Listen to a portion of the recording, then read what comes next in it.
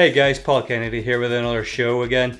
If you're watching this and you haven't subscribed already, please consider subscribing and hitting that little notification bell so whenever I drop another video you'll be notified and you won't miss out. So let's crack into today's one. So I had this idea of a kind of like a magical theme, almost like a fairy tale kind of a theme, by using just a book and a flower of some sort. Now you could have used anything else. You could have used like a wizard's hat or something like that, but I was using a flower because I wanted to show like the flower bursting out of the book.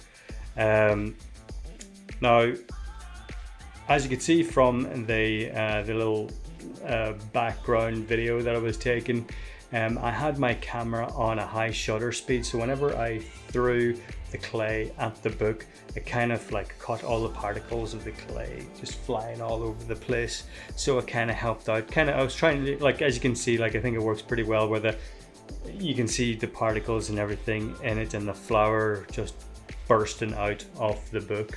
Now again, these are easy things that you can do at home as well.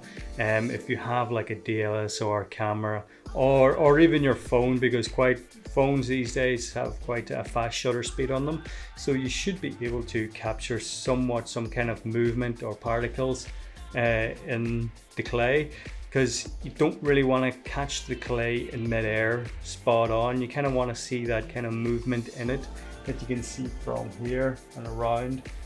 That, you know, you don't want to have it all freezed frame. Like the only thing that shouldn't be moving is the book and the flower. The rest, everything else should be moving.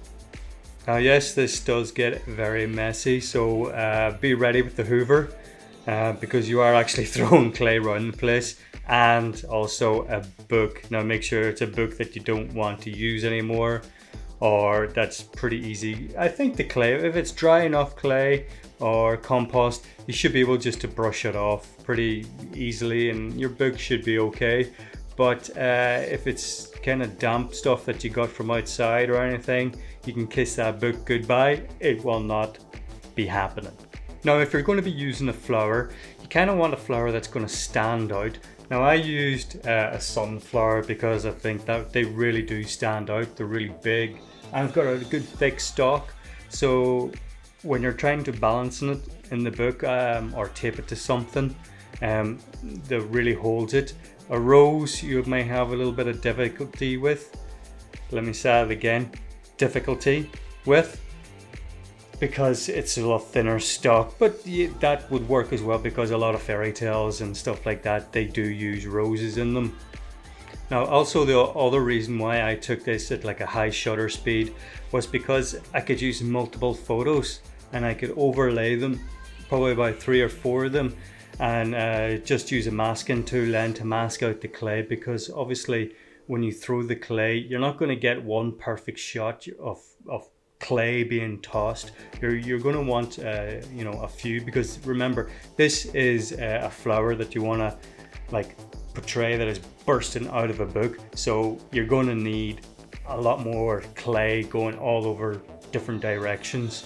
So a few, like 3 or 4 photos should do the trick. This was done on 3, so you know, it worked.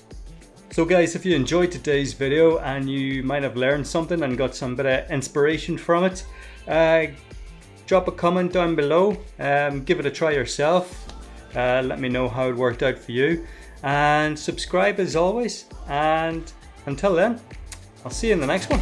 Bye.